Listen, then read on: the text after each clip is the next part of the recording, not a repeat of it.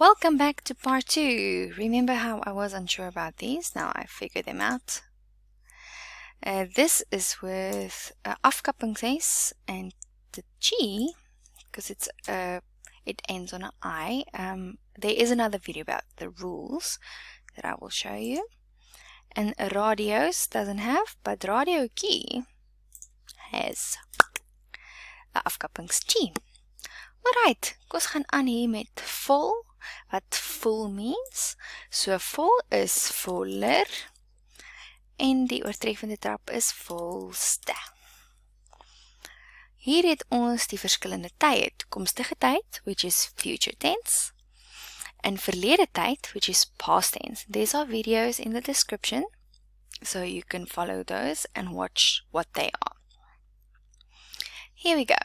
So, ons het die volgende sinnetjie. Die aarde is baie gesond. So, is word in gister, like past tense. Is word was. Aarde was baie gesond. So, die aarde was baie gesond. En for future, for tomorrow, for môre, tomorrow, sal is word sal plus wees. So, die aarde sal baie gesond wees. So hierdie beteken die aarde, the earth is very healthy.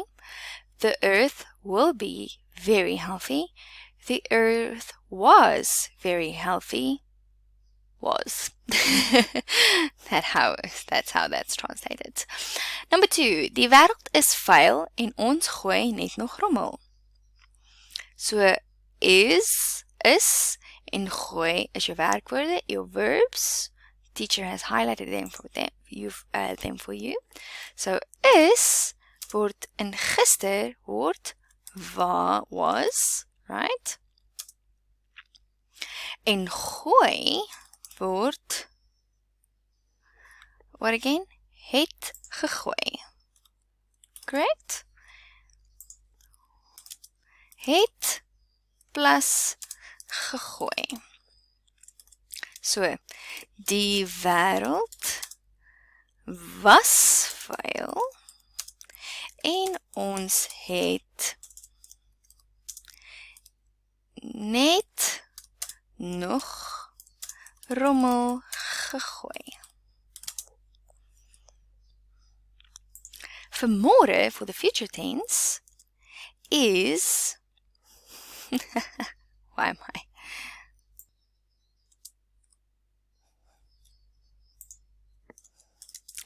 Is becomes sal plus wees en gooi becomes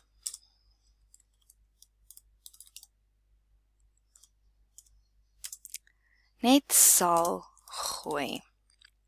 Okay, so die wêreld sal vuil wees en ons sal net nog rommel gooi. Number 3 is only future tense that we have to do here. So this indicates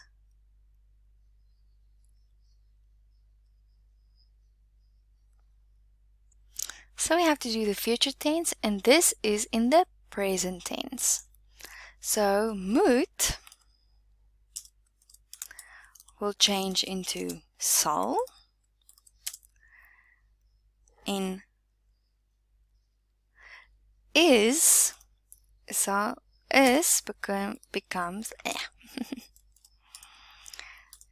becomes sal plus wees. So, die kinders al die rommel optel, dan sal alles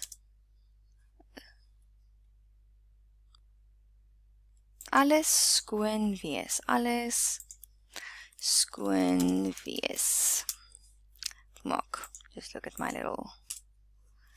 Righty. Ons beweeg aan.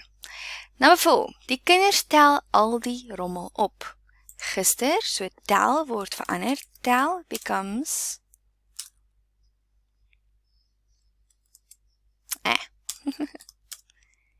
het plus getel.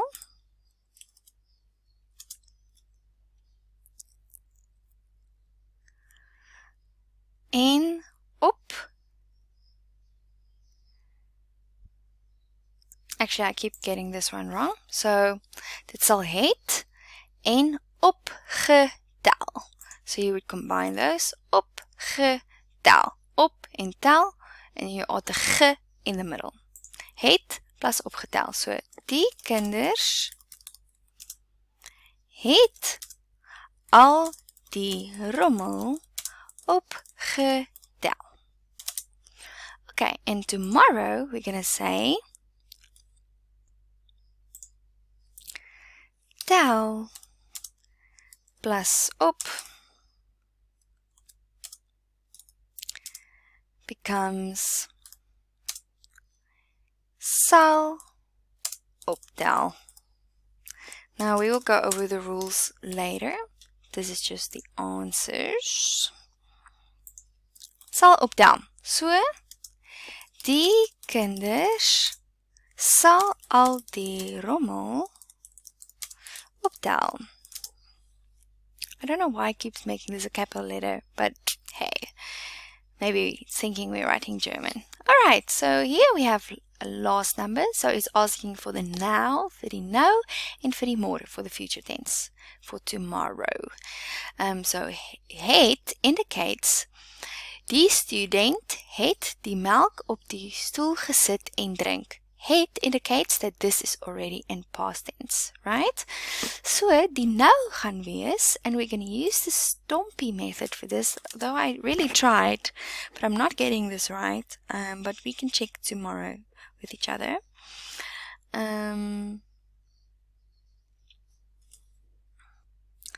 So here you can see that the teacher put these two together. So you will keep them together for this sentence.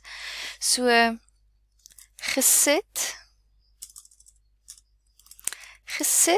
en drink becomes, for the now, sit en drink.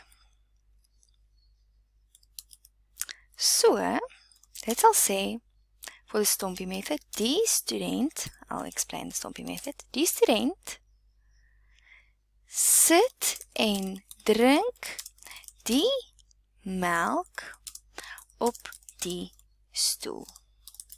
Okay, so here we have this subject. Let me write STOMPI, so you don't forget STOMPI, right? So, subject, verb 1 and 2, so they together, because they, the teacher, the object, and then the place. So that is what, so just use the STOMPI method if you ever doubt in which order the sentence must be. Okay, and for tomorrow, gesit en drink will become sal sit en drink. So, then we will say, die student sal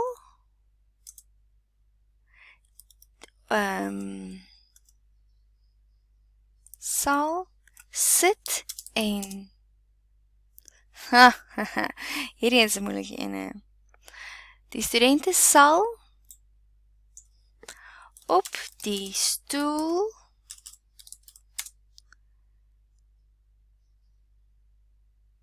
die melk sit en drink.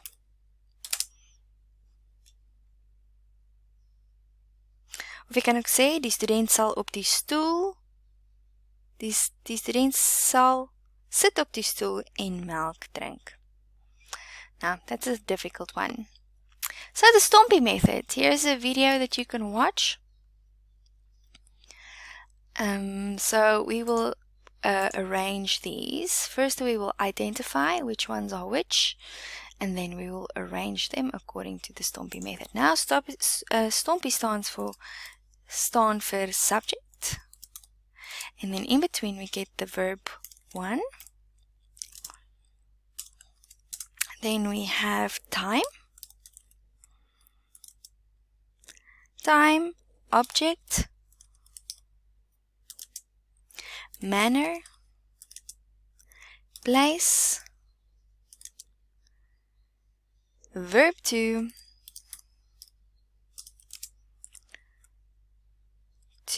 and then the infinitive. Okay, so just remember that. So here we will identify these. Vinnig is the manner. Die kinders is the subject. Al die rommel is the object. Moet is the time.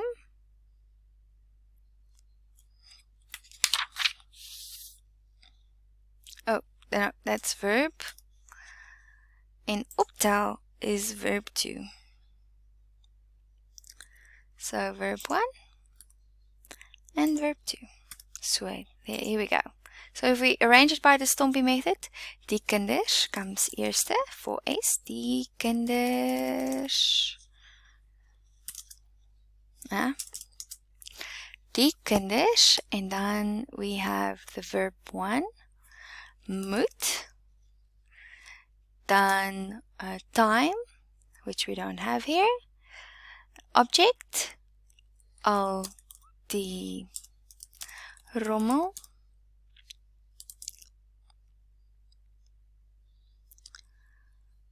Moet al die rommel. Dan het ons die manner, vinnig. Dan die place. Do we have a place? No. En dan die ander verb is optel. So die kinders moet al die rommel vinnig optel. Alright, number 2. Stofzuig is verb 2. Vinnig is the manner. Die sitkamer is the object. Ag, the subject. Die ma, nee, that's the object. Die ma is die subject, en dan sal is verb 1. Okay, so here we go. Die ma, the subject, verb 1, sal, die time, do we have a time? No. Object, ja, die sitkamer, en dan manner, vinnig, en dan het ons place, het ons nie, en dan verb 2, stofzuig. So die ma sal die sitkamer vinnig stofzuig. Alright, now I will finish this in the next. Let's see how far we get in 30 seconds. Okay, netjies is the manner. Die meisie is the subject. Gedoen is the verb 2. Het is verb 1. Haar huiswerk is the object. En elke dag is the time. So the sentence will be, die meisie het elke dag haar huiswerk gedoen.